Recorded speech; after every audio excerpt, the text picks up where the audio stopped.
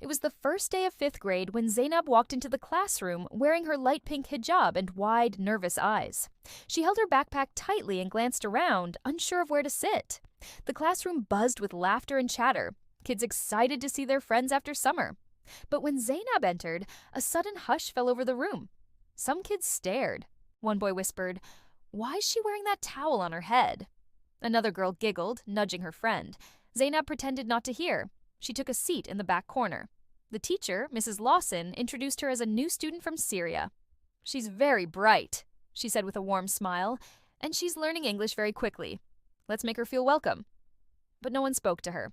At recess, Zaynab sat alone under the slide while the other kids played tag and jumped rope.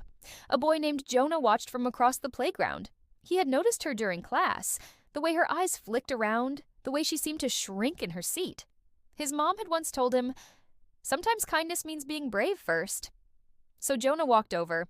He sat beside her and said, "Hi, I'm Jonah." Zaynab looked up, startled. He smiled. "Do you like soccer?"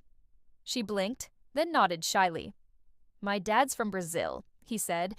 "He taught me soccer. We can play if you want." Zaynab hesitated, but Jonah was patient. Eventually, she stood, and they passed the ball back and forth. The next day, another kid joined, then another. And by the end of the week, a small circle had formed, playing soccer, sharing snacks, learning words in English and Arabic. But not everyone was kind. One afternoon, while the kids were lining up for lunch, a voice behind Zaynab muttered loudly, "Go back to your country." The cafeteria went quiet. Zaynab froze. Jonah turned. "What did you say?" The boy shrugged. "I'm just saying, she doesn't even speak good English." Jonah stepped forward. "She speaks 2 languages. How many do you speak?" The boy blinked. Mrs. Lawson had heard everything. She pulled the boy aside. She didn't yell, but she made him listen, and later she brought the class together. "We're going to do something special," she said. "It's called Name Day. Every student will share where their name comes from and what it means. We'll learn about each other." The idea took off. Jonah shared that his name came from Hebrew, meaning dove. Emily shared hers meant rival, and she liked how strong that sounded.